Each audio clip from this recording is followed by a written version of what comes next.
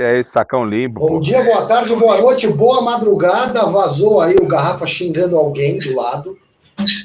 Hoje temos uma estreante na nossa confrasenhação, que é a Gabriele Simoni. A Gabi, pessoal. Fala aí, Garrafa, tudo bem? Na área. Gabi é o seguinte, a Gabi, ela é minha colega de classe no segundo ano de jornalismo da Faculdade Casper Libero, porque ela está fazendo na devida idade a faculdade, eu só aos 50. Tudo bem, Gabi? Futura jornalista, trabalha com a gente na Gazeta, né, Garrafa? Nossa estagiária também. Uma menina absolutamente focada nas coisas do jornalismo e principalmente nas coisas do Palmeiras, né, Gabi? Dá para perceber que o armário dela é repleto de mantos alviverdes. E a Gabi hoje vai tabelar conosco pela primeira vez. Ô, Gabi, antes de eu te colocar para falar de verdade, eu vou rodar, pedir para o Dudu, que está no comando da nave lá, diretamente do sul de Minas para o mundo, rodar o filme do Starbucks, porque o Starbucks é o nosso patrocinador. Nós estamos aqui porque o Starbucks vem e nos protege. A atmosfera, o ar. Já sabe o que é o Starbucks? Não! Dudu, conta pra gente, vai.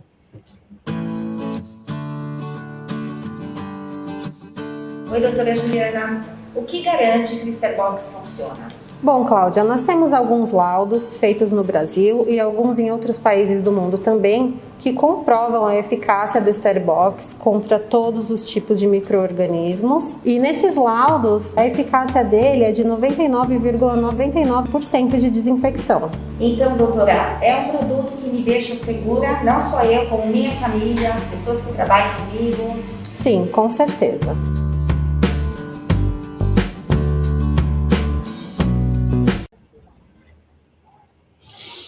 Ok, ar purificado. E agora sim eu posso ceder a palavra para Gabi, que está debutando, brilhando como o time dela, né?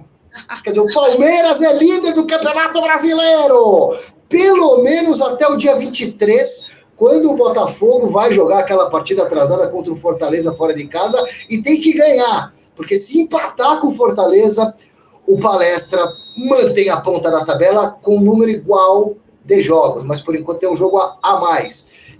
A tabela, de um certo modo, nas últimas rodadas, para mim, psicologicamente, favoreceu o Palmeiras, porque o Palmeiras jogava de sábado e o Botafogo no domingo. Isso aconteceu mais de uma vez, duas pelo menos, recentemente. E o Palmeiras vencendo, como venceu o Atlético Paranaense, empurrou a pressão para o Botafogo, que jogava no domingo. Nesse final de semana, Palmeiras meteu 3 no Inter, empurrou a responsabilidade para o Botafogo. E agora tem essa data FIFA para ficar na liderança. Psicologicamente melhor para o Verdão? Então, Silvestre, na verdade, eu não vejo que a pressão pelo fato do Palmeiras jogar em algumas rodadas um dia antes do Botafogo tenha sido algo que pressionou o Botafogo. Pode ter realmente causado um certo incômodo. Eu acho que a virada da chave foi aquele pênalti que o Everton defendeu no Palmeiras e Botafogo, quando o Botafogo ia fazer um 4-1, o Tiquinho bateu mal, diga-se de passagem, méritos também do Everton, e ali o Botafogo deixou a chance de liquidar o campeonato. O Palmeiras fez aquela virada e tudo aquilo que a gente sabe. Mas o Botafogo, ele, para mim, perdeu o campeonato, é verdade que ainda tem jogos a fazer, ainda matematicamente é o único que depende somente dele para ser campeão, mas eu não acredito mais no título do Botafogo. Ele fez a lição de casa na temporada para perder o título. Como é que pode um clube ter 13 pontos e deixar escapar toda essa gordura? Um time que postula e que deveria ser o campeão já vai para o seu quarto treinador. Então, são muitos fatores que estão ali pesando para essa queda do Botafogo. E mais, o Botafogo tem um elenco modesto, um elenco que está muito encaixado, mas que chegou meio no limite. Meio no limite. Então, são muitos fatores que, para mim, pesaram na conta do Botafogo, além do pênalti perdido pelo Tiquinho na boa defesa do Everton. Eu disse no último domingo de que acredito muito, mas muito, 99,99% de que o Palmeiras vai ser o campeão brasileiro. Pelo time que tem, pelo técnico que tem, pela casca que esse time tem, diferentemente do Botafogo, que é um time que há quanto tempo não vence uma conquista, são jogadores que não vejo ninguém assim com grande liderança, e a liderança poderia estar no banco de reservas, também ainda não tem. Traz o Thiago Nunes. Qual é o trabalho do Thiago Nunes? Qual é o trabalho que o credencia? Aquele trabalho no Atlético Paranaense? Depois ele passou pelo Grêmio, foi um fiasco, no Corinthians também foi um vexame, estava no Peru com a equipe dele na 4ª colocação, e você, a própria Gabi, mesmo a Gabi iniciando carreira agora, a gente cansa de conversar com ex-jogadores, o pessoal da bola, e o pessoal fala, gente, em 10 dias você não consegue mudar absolutamente nada, você precisa de um tempo.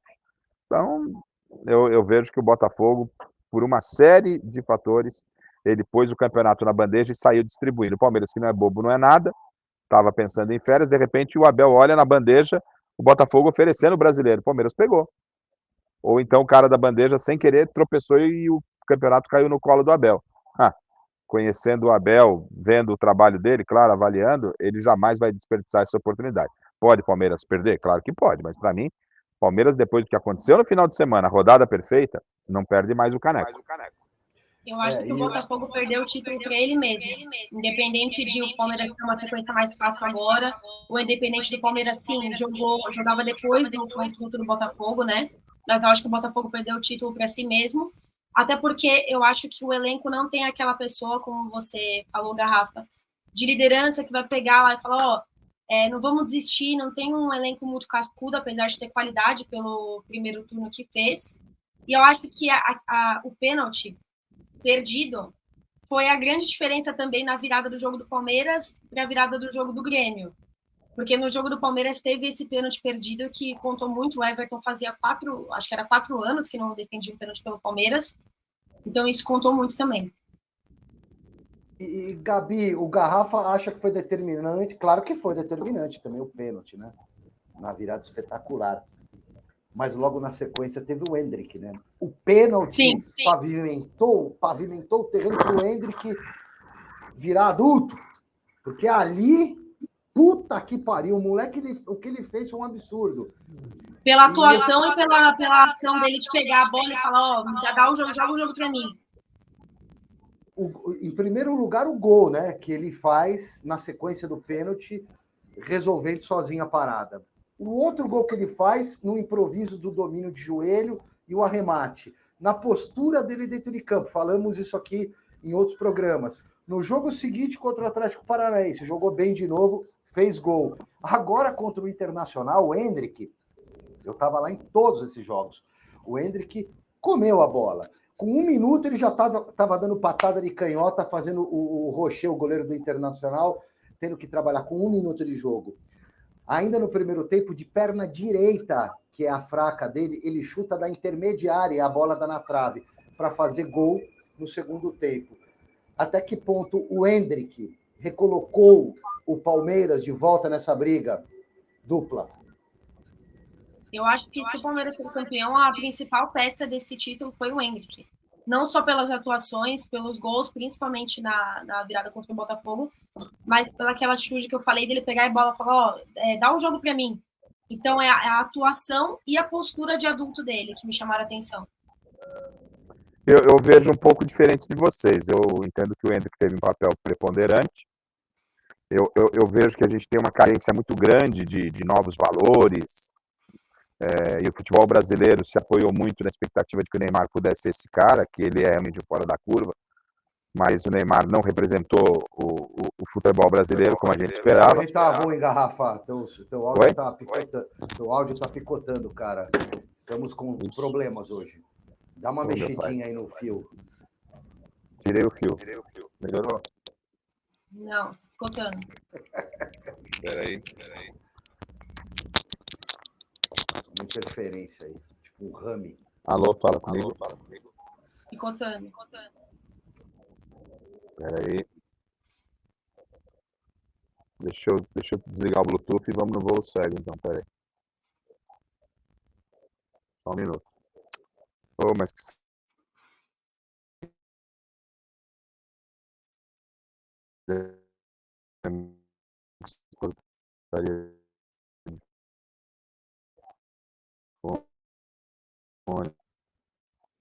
Espera.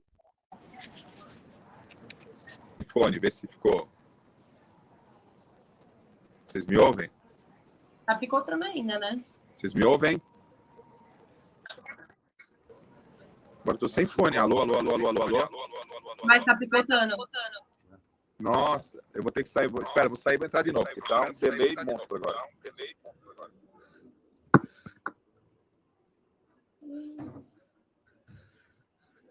Ai, que bosta! Conhece a lei de Murphy? Mas depois, Dudu, você vai dar um jeito, Dudu. É ruim porque quebra o clipe, quebra o ritmo. Sim. Mas aí a edição salva. Amém. Foda vai ser depois para você subir o vídeo inteiro, né, Dudu? Porque tem os cortezinhos, mas tem o vídeo depois. Você emenda aí na boa, tranquilo? O fone tá picando no meio do assunto, né? Se não tivesse picado no meio do assunto, era mais fácil, né? A gente dá um jeito.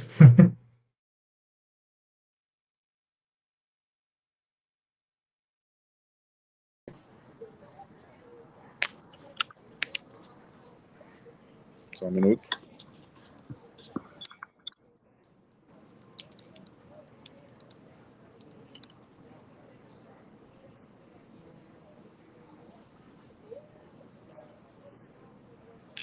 Nada? Foi, agora foi. Vambora. Sai falando aí do Hendrick, então. Você não concorda? Para você não é o Hendrick o fator determinante. Eu vou ter que tirar o fone. Aí eu tiro o fone e fode tudo. Tá merda, viu? Só um pouco. Alô? Alô? Alô, alô, alô, alô. Vocês me ouvem bem? Sim. Alô, 1, 2, 3, 4. Então Foi. vamos assim. Vamos lá. Tá perfeito. Vai lá. 3, 2, 1. Hendrick. Então, eu penso um pouco diferente de vocês. Eu não vejo assim que o Hendrick é o fator único. É uma junção de fatores. A gente está numa carência muito grande de novos valores, de ídolos. E aí, quando a gente vê um menino de 17 anos, e claro que chama muita atenção por tudo que o Hendrick fez naquela partida e pelo que ele tem feito, a nossa atenção volta muito para ele. Volta muito. Isso eu acho que pode ser até prejudicial. É claro que ele merece todos os elogios, mas eu não vejo que foi único e exclusivamente, foi ponto decisivo. Acho que o Palmeiras tem um elenco competente, um técnico competente, né? Um time que... Não adiantava o Hendrick querer jogar sozinho e resolver sozinho. O Hendrick teve ali a participação do Everton, que defendeu o pênalti, teve a participação do time no aspecto emocional, que soube buscar o resultado, teve o Flaco Lopes, que não é titular. Mas o jogo tava treta contra o Botafogo lá atrás, o Garrafa. E ele meteu a bola debaixo do braço, ele partiu para dentro, resolveu. Ele reposicionou o Palmeiras na partida. Longe de tirar qualquer mérito do Hendrick. E eu não quero ficar atrelado a esse jogo. Veja bem, depois desse jogo que o Palmeiras deu essa virada, o Botafogo ainda estava o campeonato nas mãos, entendeu? O Botafogo ainda tinha. Aí o Botafogo se perdeu muito mais por ele. Acho que você está falando sobre o campeonato em geral, porque contra o Botafogo, eu acho que o principal, tipo, o craque do jogo foi o Hendrick. Mas o que você quer dizer, se caso conquiste o Brasileirão, aí não seria necessariamente o Hendrick o destaque. Não, o Hendrick ele é destaque, claro que ele é destaque, porque o Abel tirou um pouco o pé do freio, estava segurando demais o Hendrick e pôs o moleque para jogar, ponto. Tanto é verdade que a torcida do Palmeiras comeu na bronca com o próprio Abel, e o Abel disse que era apenas 3%, mas a torcida palmeirense ficou chateada porque ele foi eliminado na Libertadores, muito porque tinha suas convicções que não precisava colocar os garotos. E aí, quando ele coloca o Hendrick, já dá essa mexida. Então, o Hendrick para o Palmeiras foi importante? Claro que foi. Mas o que eu quero dizer para vocês é que o campeonato, outros fatores influenciaram muito para que o Botafogo, entre aspas, entregasse a possibilidade ao Palmeiras, que aproveitou ela muito bem com o próprio Hendrick, de pegar esse campeonato para ele. O Botafogo, ele perde. Quando ele perde para o Palmeiras, se a gente fizer um levantamento aí, você vai ver, o Botafogo ainda tinha gordura para queimar. Aí vai lá, toma outra virada do Grêmio, vai e não consegue ganhar do Bragantino. O Botafogo fez muita bobagem, né? Então, pro lado do Palmeiras, naquele jogo específico, o Endrick foi realmente muito importante. Muito importante. Mas eu entendo que o Palmeiras poderia ter se reinventado. O Endrick, ele deu o start. Poderia ter se reinventado naquele jogo de 4. Talvez não tivesse perdido o Botafogo naquele jogo. Vão entender o que eu vou falar. O Palmeiras vai terminar com mais de 3 pontos na frente do Botafogo. Dá até para descartar aquele jogo. O Botafogo perderia de qualquer maneira. E isso não tira o que vocês estão falando. Eu concordo que o Endrick foi decisivo naquele ponto. Mas não acho também que aquele jogo o Botafogo já vinha em queda. Pesou tomar aquela virada, né? Mas pesou mais no emocional do que em questão de pontuação. Então, minha visão. Sim, é. E Gabi, o Abel pistola depois da goleada de assumir a liderança ao vencer o Internacional e disparando para todo lado. Eu não vou nem entrar no discurso lá, eu sou europeu, porque ali tinha um contexto, não teve xenofobia, falei na televisão, repito aqui. Sim. Para mim, ele estava se referindo à maneira mais fria de montar a estratégia, principalmente de escalação, para jogos. Não que ele seja um cara frio e calculista no jogo, porque ele não é no jogo, ele é mais latino, ou tão latino quanto a gente, inclusive. Né? Super, super esquentadinho. Mas para você, como alguns palmeirenses estão dizendo aí, foi um discurso ensaiado para mudar foco, para puxar para ele, algo entalado na garganta, ele foi um ator, como ele mesmo já disse que na entrevista ele assume um personagem, e ele também não precisa nem dizer isso, porque é óbvio que todos os treinadores assumem personagens ali na entrevista, ou foi uma coisa espontânea porque ele é assim mesmo? Para mim é porque ele é assim, ele é esquentado, ele é sanguíneo, ele é visceral.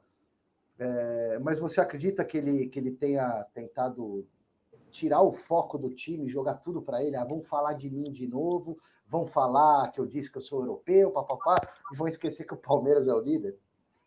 Bom, eu acho a forma como ele fala não de um ator, mas ele assume um papel ali, mas ele não deixa de falar o que ele quer falar. Então, eu não acho que ele, nada, tipo, alguma coisa que ele fala, ele não quer falar. Sim, é o que ele pensa.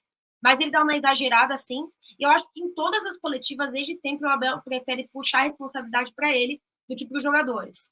Então, eu acho que isso é em geral, não falando sobre a última coletiva em específico. Eu acho que é o jeito dele, mas eu não acho que tenha sido algo ensaiado ou algo combinado. Eu acho que ele quis falar tudo o que ele falou, mas de uma forma mais exagerada, como é o jeito dele em coletiva, e sempre puxando a responsabilidade para ele para tirar qualquer peso dos jogadores que entram em campo e podem dar esse título para os palmeirenses.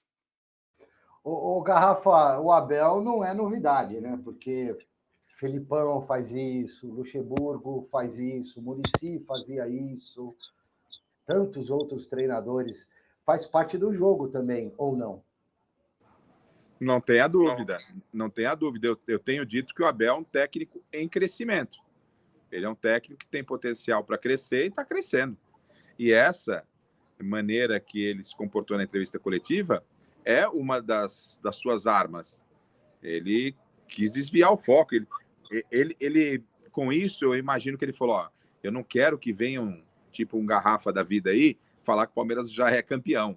Eu vou dar uma segurada, porque ele está vendo, com a inteligência que ele tem, ainda mais por ser o técnico do Palmeiras, conhecer esse elenco, ele está vendo a possibilidade clara de conquistar um Campeonato Brasileiro que já estava perdido. O ano do Palmeiras, eu repito, para mim, era um ano decepcionante. Muito abaixo daquilo que se esperava do Palmeiras. Palmeiras eliminado. Espera aí.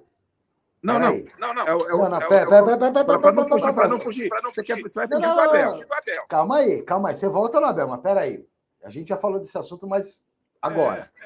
Quer dizer que se o Palmeiras for campeão brasileiro, o ano foi maravilhoso. Não foi campeão brasileiro, o ano decepcionante. A gente já teve essa discussão, cara. Tudo bem que é só a minha opinião. O ano do Palmeiras era bom, regular para bom. Não era espetacular, mas se ganha o brasileiro, vira um ano maravilhoso. Não. O ano do Palmeiras, se não ganha o brasileiro, é um ano, para mim, é um ano abaixo da expectativa que você tinha desse time do Palmeiras. Desse time que vence, desse time que briga, não é? Não chegou à decisão da Libertadores, ficou fora da Copa do Brasil. No Brasileiro, no máximo, ele teve aí 4, 5 rodadas fora, inclusive, do G4. Não é? E aí ganhou o Paulista e ganhou a Recopa. Para mim, se mantiver isso, é abaixo da expectativa que se tinha para ele. Agora, vem o título brasileiro, aí você ganhou o brasileiro vale muito. Né? O brasileiro vale muito. Ganhou o brasileiro, ganhou o Paulista e a Recopa. Tá bom, ganhou 3 títulos, disputou 5, ganhou 3 títulos. Tá bom. Foi um ano legal. Ô, Gabi, você que torce pro Palmeiras, porque o Garrafa é Londrina, né? É Sociedade Esportiva Londrina. Estamos rebaixados, inclusive. Sociedade Esportiva Londrina, né, Garrafa? Estou passando um pano para você, hein, Osmar. O Gabi, o ano seria decepcionante sem o título? Para mim, seria decepcionante sem o título do Brasileiro e sem vaga direta na Libertadores. Bom, eu acho que seria decepcionante se a gente não classificasse para a Libertadores. O que acontece é que o time do Palmeiras é muito qualificado, o técnico é muito qualificado, então as expectativas sempre são altas. Normalmente as pessoas têm tendência a acharem que o Paulista não tem muita expressão perto comparado à Libertadores, Copa do Brasil e Brasileirão, mas eu acho que tem expressão principalmente vendo como se ganha o título, e a Recopa, a Supercopa normalmente não tem tanta expressão quanto esses campeonatos que a gente está acostumado a ver. Mas eu considero o ano do Palmeiras abaixo das expectativas, vendo o time que o Palmeiras tem, entendeu? Mas é basicamente isso, mas assim, se perder o Brasileirão agora, eu não acho que vai se tornar um ano ruim porque perdeu o Brasileirão. O ruim é pro Botafogo ter perdido. A gente caiu o título caiu no nosso colo. A gente vai tentar levar esse título, mas ainda tem que considerar que tem jogo a menos do Bragantino, jogo a menos do Botafogo, tem outros times atrás, como o Grêmio, o Flamengo, que também estão nessa disputa. Então não seria, nossa, o Palmeiras não ganhou, não imaginava que outro time poderia ganhar. Mas eu acho que o ano do Palmeiras sem o Brasileirão foi um ano regular para bom. E acho que se ganhar o Brasileiro vai ser maravilhoso, pela forma como foi também. Não foi também pela forma como foi. Ô, Garrafa, eu tô mais palmeirense que os palmeirenses. É fato. E só para retomar, você quis voltar nessa história de ano bom ou não ano bom, mas eu estava falando do Abel. E o Abel, ele obviamente, quando ele percebe que esse campeonato está muito possível se vender, muito palpável o campeonato. Eu falo isso, não é eu acho, não é um palpite, é uma opinião. Ela pode não se confirmar. A minha opinião está calcada em quê? Calcada na parte técnica daquilo que eu estou vendo das equipes. Como é que eu posso falar que o Grêmio vai brigar pelo Campeonato Brasileiro depois do vexame de ontem contra o Corinthians? O Grêmio jogou um jogo em casa com 50 mil pessoas, com um homem a mais, praticamente o jogo inteiro, e não conseguiu vencer o Corinthians, que não ganha de ninguém. Então, para mim, o Grêmio não é postulante. O Botafogo tinha 13 de vantagem, perdeu. O Bragantino teve 2 oportunidades de assumir a liderança, não disse a que veio. O Flamengo, que era a minha aposta depois da vitória contra o Palmeiras, quando o Flamengo faz um jogo maravilhoso contra o Palmeiras do Abel, eu falei, agora vai engrenar nas mãos do Tite, é o melhor elenco do país, tem os melhores jogadores do Flamengo. Eu falei, agora olha a tabela. E eu olhei na tabela do Flamengo, eu falei, vai ter um jogo complicado, mas... não, aí pegou o Fluminense fez festa no final de semana, acho que depois do jogo, teve festa na Candelária e tal. O Fluminense está com a cabeça no mundo da lua. Falei, o Flamengo vai vir com faca nos dentes, vai ganhar esse jogo aí e vai para dentro. Aí o Flamengo também acabou vacilando. Então, com tudo isso colocado, é por isso que eu acredito muito, e olhando para a tabela do Palmeiras, acredito muito no título do Palmeiras. Pode não vir? Pode não vir. Mas eu não consigo olhar para os rivais e apostar, não. Isso aqui vai dar, entendeu? Tem que esperar acontecer os jogos atrasados, os jogos que vão ser disputados, tudo isso tem que se esperar. Mas, Abel, o Palmeiras está acostumado a disputar título todo dia, velho. Você acha que os caras vão perder um título desse? Um campeonato brasileiro. Não é o torneio de Quirinópolis. Né? Eu até comentei com o Garrafa na redação, eu não digo que é uma superstição minha, mas é algo que se fala, mas também não deixa de ser verdade, que todo jogo depois de data FIFA, parece que o Palmeiras treina mais e joga menos.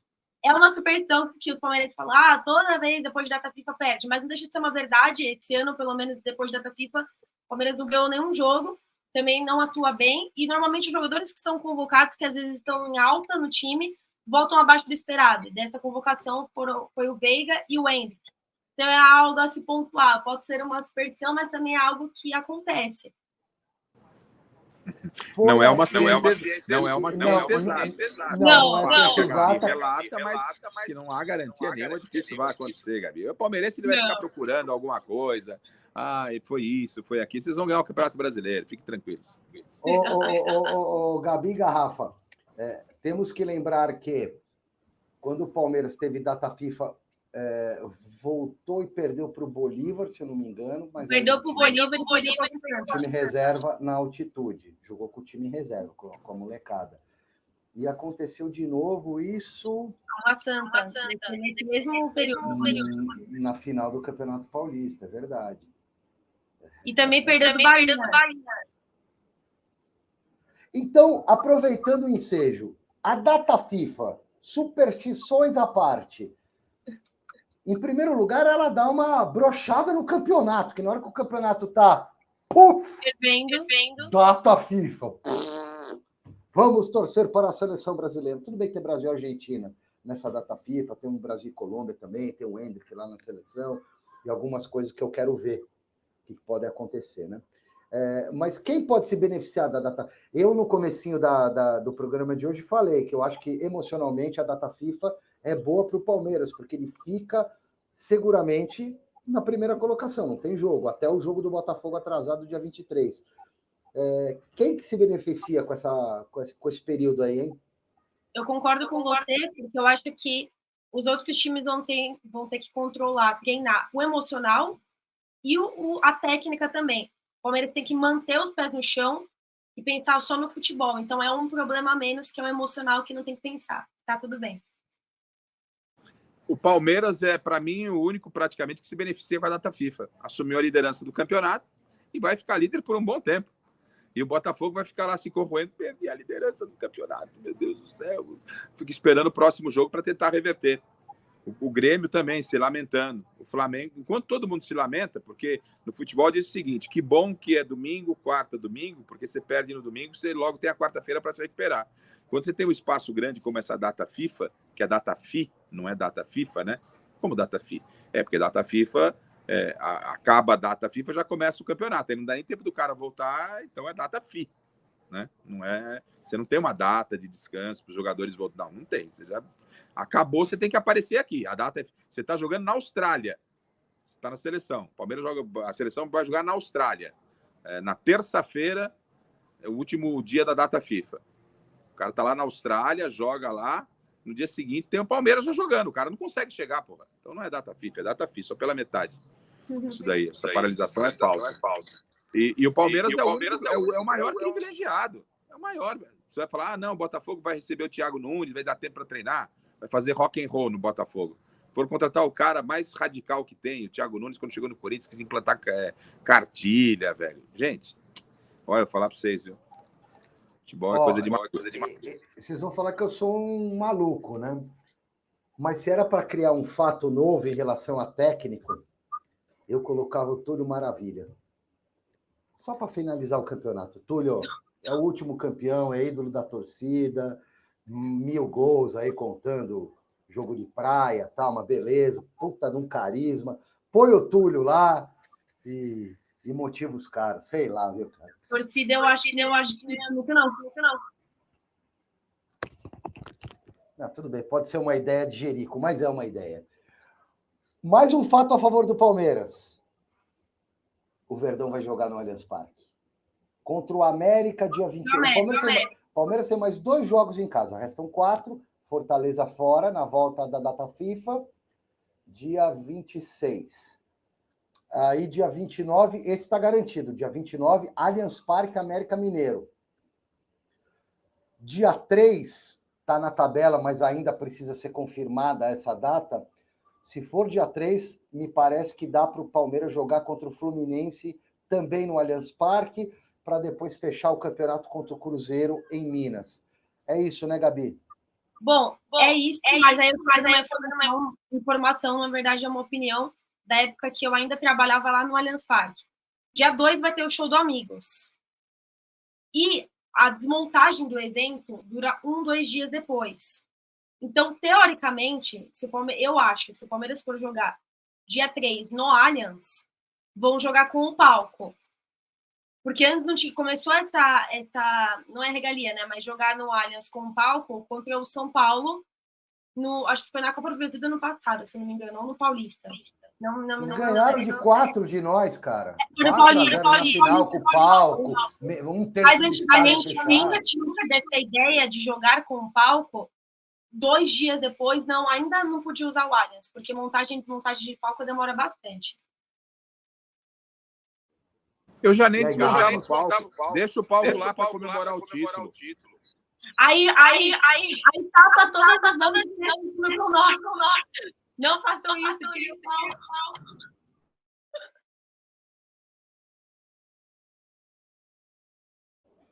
Mas o Garrafa é um ponto a favor do Palmeiras, né? Porque por conta do próprio contrato do Palmeiras com a W Torre, não tem muito o que fazer, né? Me parece que a relação não é muito amistosa. Um absurdo o clube não ter, o time não poder jogar numa reta final de campeonato, podendo ser campeão no próprio estádio, mas o que está assinado não sai caro. Quer dizer, às vezes sai, né? Porque a W Torre também não está repassando alguma grana aí, deveria repassar para o Palmeiras. Mas o Abel, que reclamou tanto depois da vitória sobre o Inter, já tinha reclamado em Barueri quando ganhou do Atlético Paranaense, não se sente em casa. Nem o banco de reservas é confortável para ele. A torcida também não se sente. A torcida não lotou. Um jogo com 17, outro com 19 mil pessoas. É o estádio da Leila. Tem a treta da Leila com a Mancha Verde, mas não acho que isso tenha impactado na presença de público. Mas, com certeza, jogar nos seus domínios, onde você está mais acostumado, é melhor, né, Garrafa? Então, mais um pontinho aí para colocar, mais uma estrelinha a favor do Palmeiras nessa briga?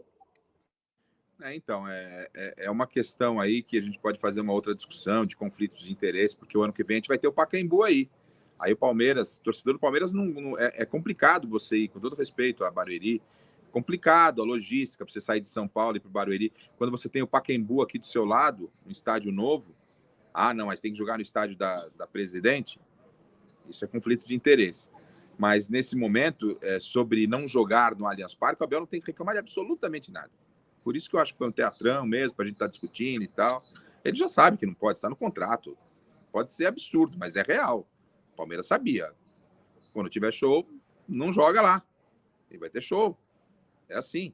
Não é a primeira vez e não vai ser a última até que se finde esse contrato. Né? É uma perda? É uma perda. É o maior problema? Não é. O maior problema fosse o Palmeiras tivesse adversários de altíssimo peso nesses 4 jogos que tem. Os jogos do Palmeiras são jogos teoricamente muito mais tranquilos que os outros. Aliás, o Botafogo, você pode enxergar a vida por vários pontos de vista, né? O Botafogo tem 2 confrontos ainda. Diretos. É o Bragantino e... Não, o Bragantino já foi. Não, minta, é o Bragantino. Agora me deu branco. O Bragantino, que tem 2. Um já foi, Botafogo, o outro, o Flamengo, no Rio de Janeiro. O Bragantino, precisamos ficar atentos, porque o Bragantino, ele tem um jogo a menos, ele pode vencer esse jogo. Agora deu aqui uma microfonia, mas eu vou tirar o fone. E apesar do Bragantino ter os jogos de confronto direto, um já foi, que é o do Botafogo, o outro é do Flamengo, isso pode significar também uma tabela mais pesada para o Bragantino ou não?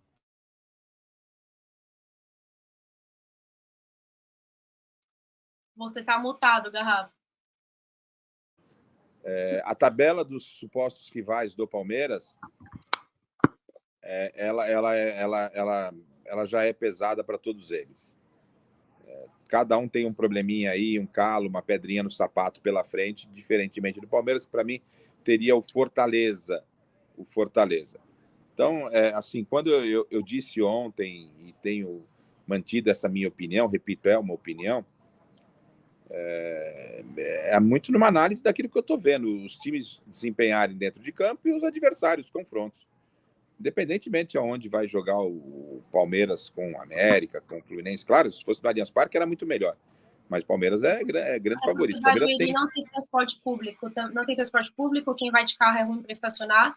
Eu, como torcedora, vejo lá que o setor que condiz ao Gol Sul do Allianz Parque e a Superior Oeste não é comercializado na Barueri, então isso diminui muito o público. Então tem esse problema, mas não seria uma justificativa caso não ganhasse o título ou se perdesse algum jogo. É pior, mas não acho que é uma justificativa para caso perca algo.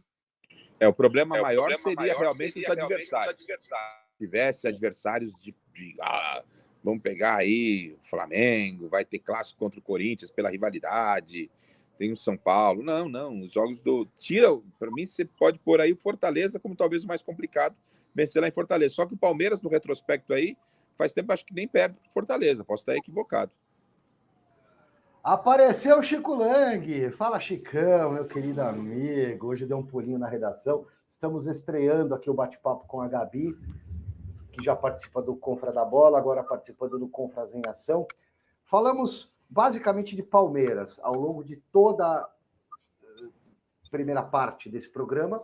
Eu vou fazer uma pequena pausa agora para colocar no ar o filminho do Starbox, que é o nosso apoiador, o nosso patrocinador. E na volta, Chico Lang, o senhor vai dizer para mim se o Palmeiras será campeão brasileiro. Segure só um minutinho. Oi, doutora Juliana. O que garante que o Starbox funciona? Bom, Cláudia, nós temos alguns laudos feitos no Brasil e alguns em outros países do mundo também que comprovam a eficácia do Starbox contra todos os tipos de micro-organismos. E nesses laudos, a eficácia dele é de 99,99% de desinfecção. Então, doutora, é um produto que me deixa segura, não só eu, como minha família, as pessoas que trabalham comigo? Sim, com certeza.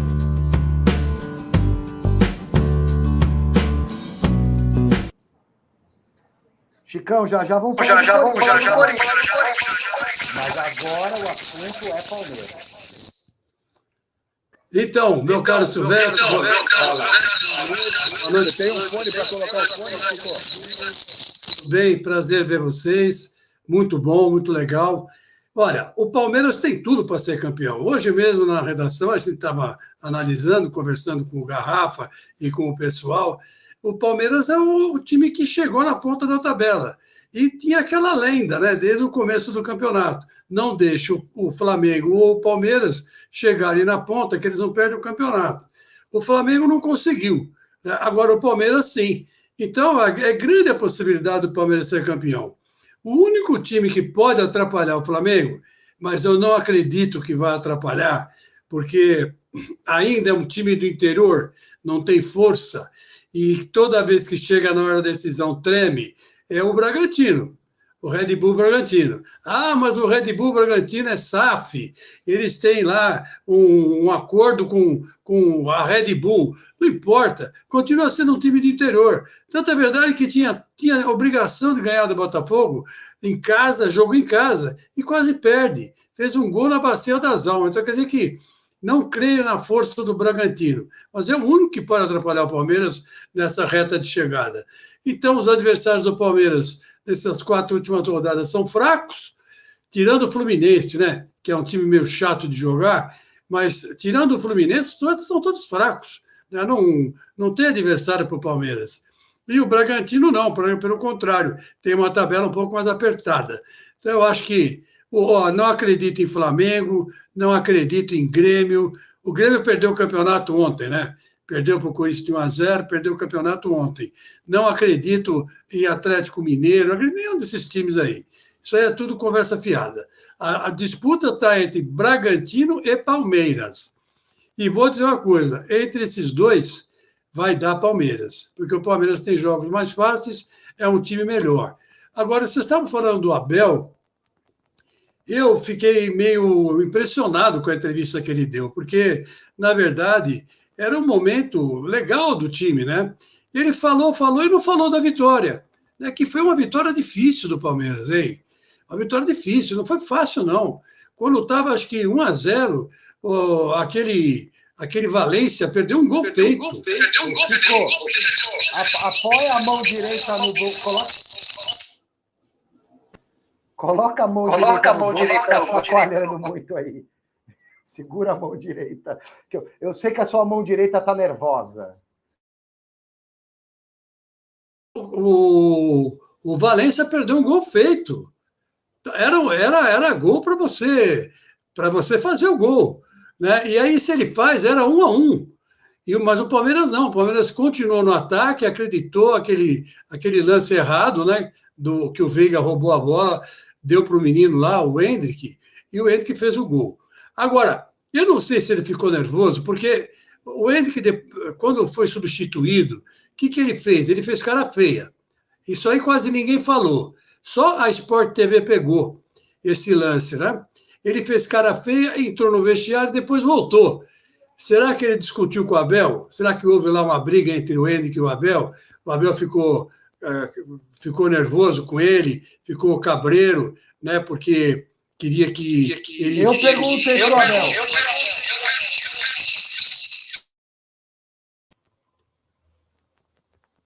E que ele respondeu, Silvio? Ele desviou o foco. Eu perguntei, por que você tirou o Hendrick? Ele estava jogando super bem, tinha acabado de fazer o gol, por que você tirou?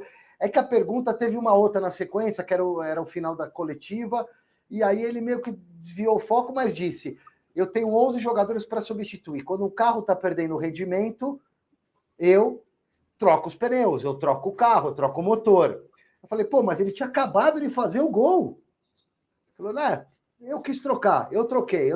Ele não entrou muito no mérito, não. Saiu pela tangente. Eu acho que é porque ele quer poupar para o restante dos jogos. Acho que essa é a justificativa, porque ele estava jogando bem, não teria motivo para ele tirar. Do Hendrick, Gabizinha. Isso aí é que não podia acontecer. Porque o Hendrick, afinal de contas, tem 17 anos de idade. Se o técnico tirou, estava certo ou estava errado, ele tinha que sair. Ele não tinha que ficar lá, entendeu? Tinha que sair, respeitar a decisão do técnico e botar o rabinho entre as pernas e ficar quieto. Agora, fazer beicinho e chorar baixinho, só na música do Erasmo Carlos lá. Meu bem, já não precisa fazer comigo o que eu quero assim, briga para depois ganhar mil carinhos de mim. Não precisa fazer isso. Porque o Abel, como ele falou, é frio e profissional. Olha aí. Ele disse isso. Eu quase dei risada quando vi ele falar isso, né? Que de frio ele não tem nada, né? O cara é cabeça quente pra caramba. Agora, para trabalhar, eu até acredito que ele seja frio mesmo. Então, na hora que ele viu caiu o rendimento, ou ele queria dar mais chance para o Rony, talvez, né? Querendo recuperar o Rony nessa reta de chegada, porque ele não é bobo. O Rony é um jogador de decisão, decisivo, cansado de fazer gol em decisão. Então, quer dizer, talvez seja isso, né? Ele trocou o Hendrick para colocar o Rony para recuperar o Rony. Se for isso, ele fez muito bem. Mas se ele fez bem, o Hendrick não tem que chorar, não tem que lamentar. Tem que ir para campo e jogar bola. Não tem esse negócio. Você é mandado, você não manda. Ainda mais ele, que tem 17 anos. Então, senão vai nascer um monstrinho, né? Vão criar cobra lá dentro. Apesar de ser um ótimo jogador, hein? É um craque, bolão. O cara que promete ser o novo Neymar. E promete mesmo. Eu não digo o novo Pelé, mas o novo Neymar, sim. Vai para a Europa, vai poder ganhar lá o melhor do mundo. Tem chance para ganhar o melhor do mundo, sim. Ele é muito bom. Como os outros, né? Ele lembra muito aqueles carinhas que jogam no futebol francês, né? Lembra muito, lembra demais aqueles rapazes escuros que jogam no futebol francês. Ele tem esse pique, né? Então é isso, eu só quero acrescentar esse negócio que talvez o Abel tenha ficado irritado com os jogadores que reclamaram que saíram, principalmente o Hendrick. Por isso ele deu essa entrevista agressiva, desnecessária, né? Não sei por quê. Mas aí que está. O Abel é amigo do Silva, e o Silva se entende com o Abel. Deixou o Abel nervoso, Silva. Qualquer dia o Abel vai ter um treco lá. o Abel, eu tô tendo um conflito de som aqui, eu peço desculpas, de vez em quando eu abro o microfone, tá dando um conflito aí. O Abel, ele vive, como é que eu vou explicar isso? Ele gosta de se defender até quando ele não é atacado. Eu acho que ele se sente confortável nesse lugar. Então, ele atrai para ele a atenção e ele dá o revide. Não era motivo para dar revide em nada, mas ele saiu distribuindo. Continuo sendo fã dele. Agora o Abel tá chato pra cacete, hein? Putz, que foi? A sogra dele veio morar aqui no Brasil? Ou a passagem que estava marcada para o dia 3, nas férias, em dezembro, ele teve que remarcar? Qual que é, Abel? Calma, filho. Vamos falar um pouquinho do Corinthians. O São Paulo tá tranquilo, né? A gente pode passar batido pelo São Paulo. São Paulo agora vai ter uma data FIFA bem tranquila, vai ter um jogo com o Fluminense, que é jogo de faixa, já conseguiu a pontuação que precisa, acho muitíssimo pouco provável que caia. Antes da gente falar do Corinthians, rapidinho, o Santos. Não achei mau resultado empatar com o São Paulo na Vila. E o Santos continua fora ali. O Santos vai se salvar? Rapidinho aí, um de cada vez. Chico, Garrafa e Gabi.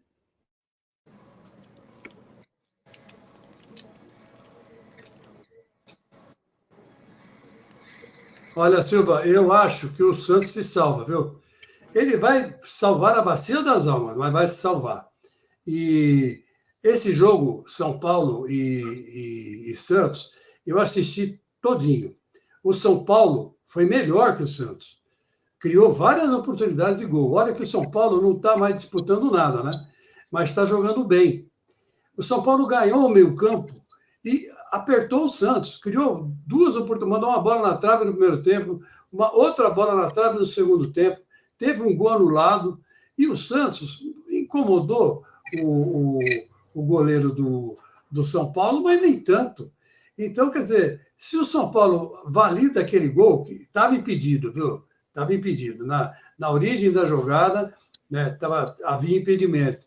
Foi correta a anulação, mas o São Paulo foi muito melhor. Se tivesse que ter um vencedor, seria o São Paulo. Mas a sina continua, né? Não ganha fora de casa nem a pau, Silvestre. Então, ninguém mais acreditava no Santos. Muita gente pensando que o Santos já estaria rebaixado depois daquela goleada para o Inter. O Santos emocionalmente se recuperou. São 6 jogos de invencibilidade e, para mim, o Peixe escapa do rebaixamento. Eu também acho que o Santos vai escapar do rebaixamento, porque vem numa crescente. E eu acho que o Cruzeiro e o Goiás vieram numa decadência também para ajudar o Santos. Então, acho que vai acabar caindo Goiás e Cruzeiro. Para mim, a última vaga na minha ideia, né? Porque para mim já caíram. Mesmo o Goiás tendo se recuperado aí, nessa última rodada, para mim já caíram. O América, que já caiu mesmo, o Coritiba vai cair, o Goiás deve cair, sobra uma vaga, e a briga, na minha opinião, vai ficar entre Cruzeiro e Vasco da Gama. O Cruzeiro está muito mal, bagunçado, trocando de técnico. O Vasco da Gama... A torcida também do Cruzeiro está bagunçada. A torcida do Vasco já, por outro lado, está muito engajada. E o Vasco não tem jogado tão mal assim. Andei falando isso aqui na TV. Pô, você pega o jogo Vasco e Flamengo, o Vasco fez um jogo pau a pau com o Flamengo. Então, eu acho que o Vasco vai conseguir se salvar. Virando a página agora para a gente encaminhar o encerramento antes do palpitômetro, Corinthians. Ô, Corinthians, Chico Lang. Eu acho que agora deu uma... Aliás, o Corinthians foi Corinthians, irmão. Na lama. Gostei do jogo na lama. Eu sei que é feio pro Grêmio, gramado impraticável, mas eu achei futebol raiz, velho. É legal também aquele jogo que não tem técnica. É raça, é levantar a bola, é mergulhar na lama. E o Corinthians fez o gol na poça de lama com o nosso Romero. Puta que pariu!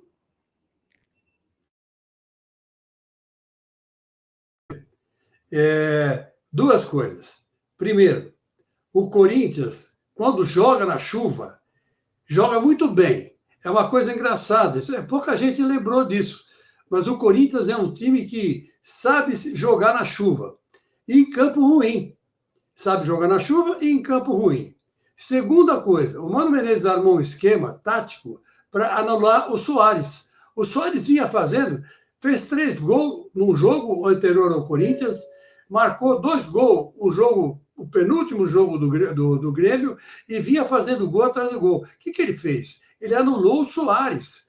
O Soares fora, o Soares sem possibilidade de finalizar, porque ele é bom para criar também, né? Ele arma, ele coloca muita gente na frente, mas ele se atrapalha um pouco quando ele é marcado. E o Mano percebeu isso e neutralizou completamente Soares. Soares fez nada. Soares não fez nada. Assim, o Corinthians jogou por uma bola, modestamente, né? Depois que o Grêmio teve o Bruno, não sei o nome dele, Bruno alguma coisa, expulso, aí é que parou, né? E o Romero perdeu um gol feito, né? Que podia matar o jogo ali. Mas 1-0 tá bom, né? Agora, pênalti escandaloso que não foi dado. Aliás, ontem eu vi o Paulo César de Oliveira lá na central do apito da Sport TV, e ele disse que foi pênalti. E citou várias regras do VAR, mostrando que o VAR interpretou errado a jogada, né? Foi um pênalti claro. Entrada por trás, carga nas costas, jogada imprudente, força desproporcional, uma série de quesitos do VAR, né? Que o próprio VAR não respeitou. Aí depois, na sequência, aquela expulsão do Bruno Mendes. Olha, o Bruno Mendes não tem defesa, viu? Aqui entre nós. O Bruno não tem defesa. Ele já fez um pênalti em cima do Soteldo, faltando minutos para acabar a partida contra o Santos.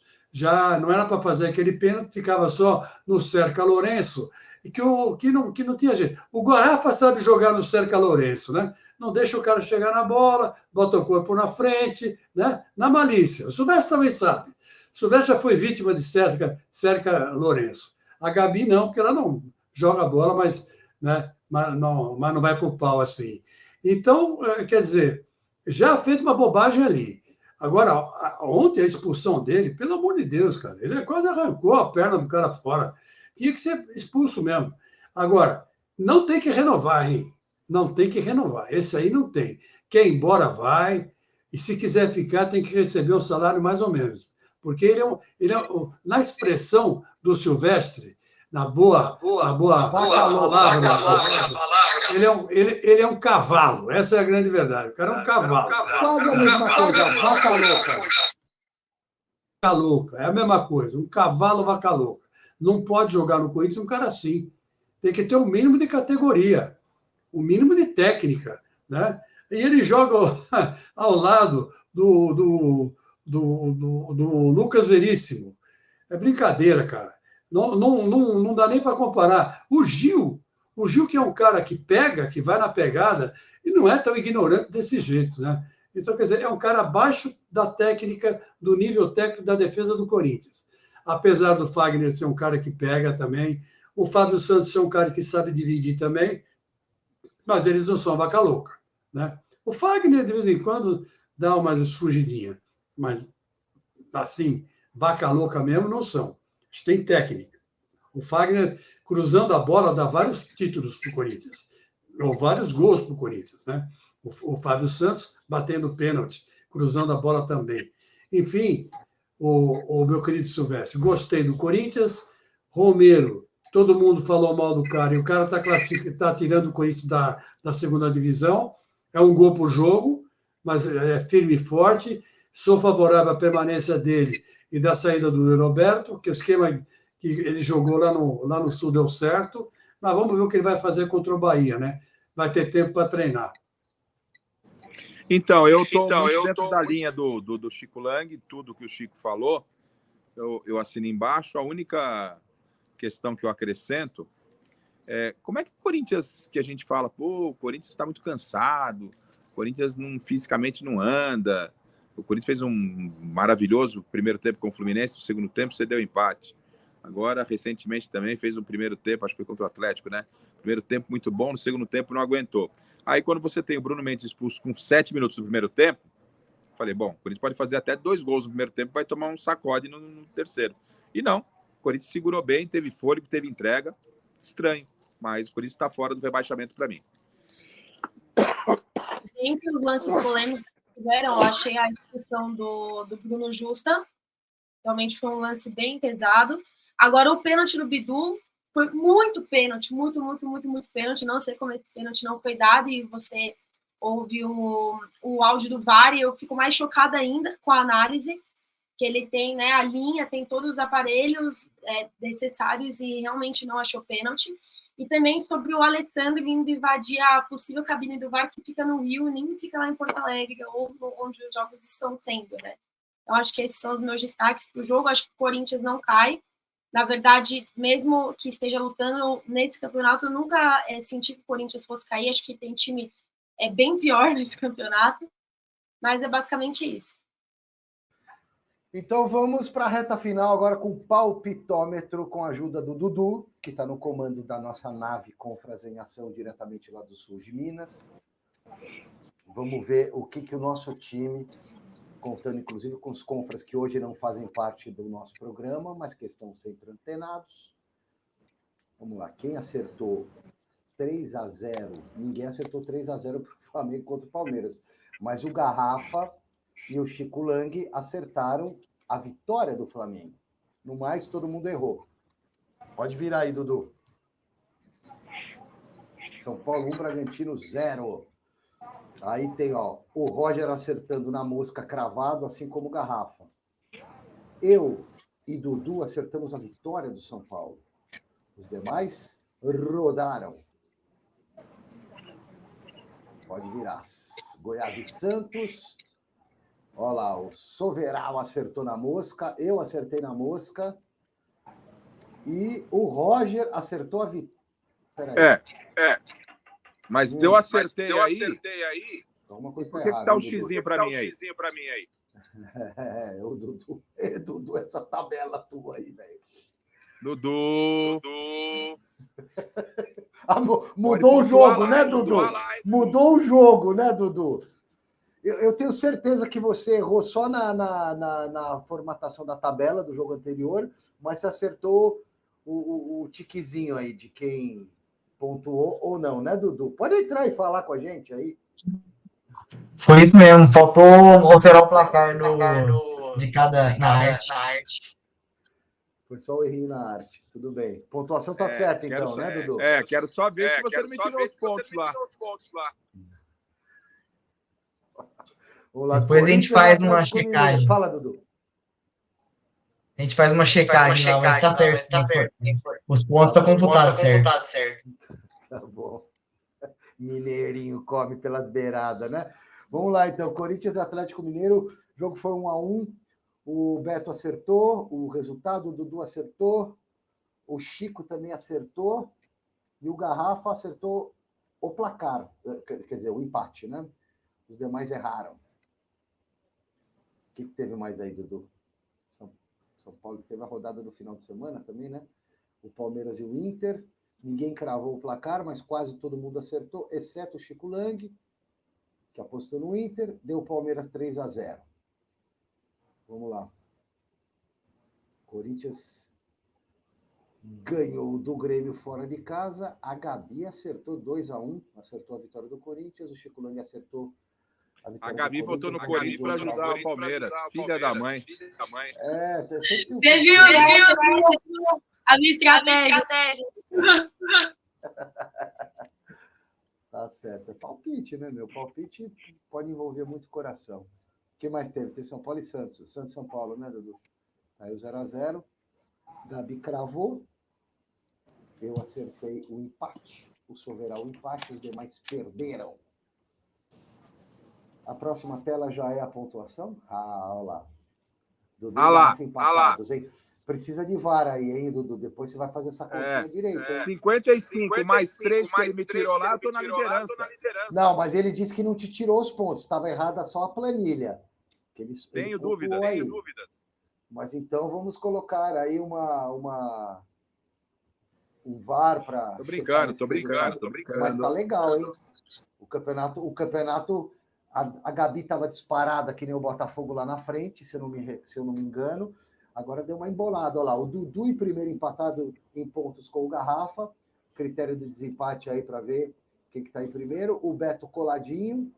A Gabi fecha o G4 em quarto. Eu estou pegando vaga na Sul-Americana, com chance de pré-Libertadores. O Roger escapando do rebaixamento. O Chico Lang ainda sofrendo um pouquinho, respira por aparelhos. E o Eduardo Soveral vai caindo para a Série B do palpitômetro do Compras em Ação. Próximos jogos. Acho que vai ter seleção brasileira aí, né? É isso. Vamos lá. Colômbia e Brasil. Jogo fora de casa, eliminatórias. 2-1 seleção brasileira. 2-1 Colômbia. 2-0 Brasil. Chico. 2-2. Beleza. E outro jogo, Brasil e Argentina no Maracanã. Eu escalaria Hendrick. Eu que teria levado o Marcos Leonardo. 1-0 Brasil. Hendrick e Vini Júnior. Eu jogaria com os três. 1-0 Brasil? Sim. 1-0 Brasil para mim também.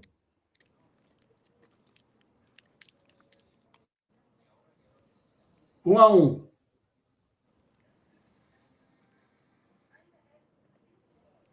Faltou a Gabi falar? Eu não ouvi. Eu falei 1-1. 1-1 também. Então, beleza. É isso, né? Sim. Fechou, Dudu? Você vai fazer a correção lá? Você vai fazer a... Como é que fala? A apuração dos pontos? Não. Quando a gente dá Se aquela... precisar mexer, o analisada Dudu mexe. numa empresa que está em crise, como é que chama quando você faz uma... Auditoria. Uma auditoria. Dudu, auditoria. Isso aí, Dudu. Gabi, obrigado, viu, querida? Obrigada a vocês, gente. Responsabilidade por vocês. Maravilhosa. Parabéns, Chico Lang, sempre aí contribuindo, colaborando, muito carisma, voltando aos pouquinhos, né, Chicão? Um beijo para você. Grava aí, Dudu. Palmeiras campeão. Vocês vão ter que aguentar. Sua mãe também, o Garrafa, não esquece. Pode deixar. Vocês vão ter que aguentar o Abel Ferreira. Tchau, Garrafa. Beijo. Tchau. Valeu, Dudu. Oi, doutora Juliana. O que garante que o Starbox funciona?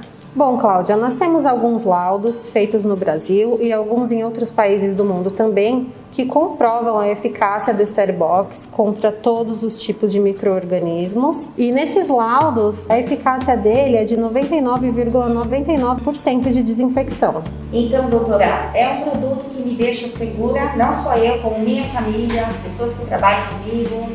Sim, com certeza.